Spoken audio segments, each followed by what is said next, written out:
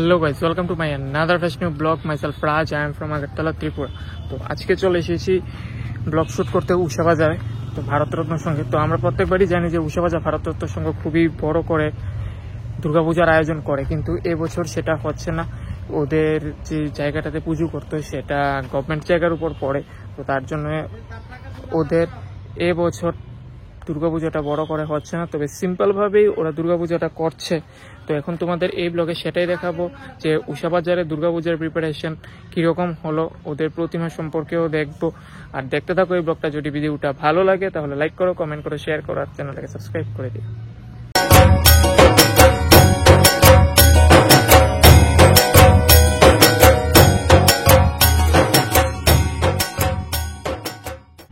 তো এই হচ্ছে এবছরের ভারতরত্ন সংঘ তথা উষা বাজারের দুর্গাপূজার প্যান্ডেল। খুবই সিম্পলভাবে করা হয়েছে, কারণ প্রত্যেকবার এই জায়গা থেকে শুরু করে পুরো জায়গা নিয়ে প্যান্ডেল করা হতো, কিন্তু এই জায়গাটা ভাঙা হয়ে গেছে, তো তার জন্য এবার ছোট্ট করেই দুর্গাপূজাটা করছে। তো এই হচ্ছে উষা বাজারের প্যান্ডেল। দেখতে পাচ্ছে প্যান্ডেলের কাজ প্রায় হয়ে গেছে, শুধু এই জায়গাগুলোতে কি কাপড় লাগানোর বাকি আছে, তো বাকি সব কাজ হয়ে গেছে। এখন চলে এসেছি উষা বাজার প্যান্ডেলের ভিতরে।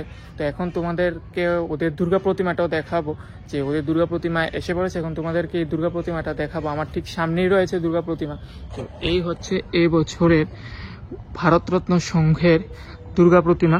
দেখতে পাচ্ছ পুরো কমপ্লিট, জাস্ট শুধু মাথার উপরে চূড়াগুলো দেওয়ার বাকি, দুর্গার মাথার উপরে শুধু চূড়াটা দেওয়ার বাকি, মুকুটটা দেওয়ার বাকি। যেটা এদিক দিয়ে দেখতে পাচ্ছ গণেশ, লক্ষ্মী, সরস্বতী, কার্তিক পুরো রেডি, দুর্গাও রেডি, শুধু মুকুটটা দেওয়ার বাকি। আর পিছনে যে চালচিত্রটা করা হয়েছে খুবই অসাধারণ করা হয়েছে।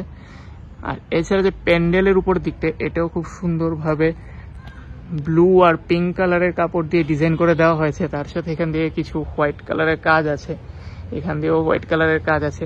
কিন্তু দুর্গার যে চেহারাটা খুবই সুন্দরভাবে বানানো হয়েছে, দেখতেই পাচ্ছ।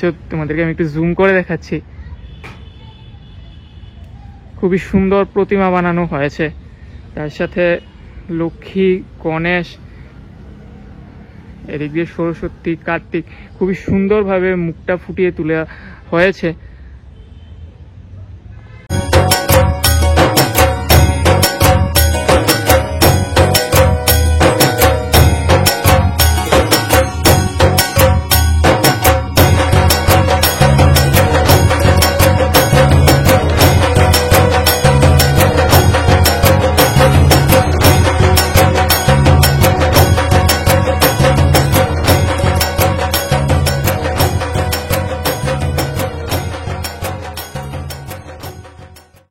তো আজকের মতো এই ছোট্ট ব্লগটা এখানে এন্ড করছি। অনেকে কমেন্টে জানাচ্ছিল যে ভারতরত্ন সংঘের পূজার প্রিপারেশন কিরকম হলো সেটা দেখাতে।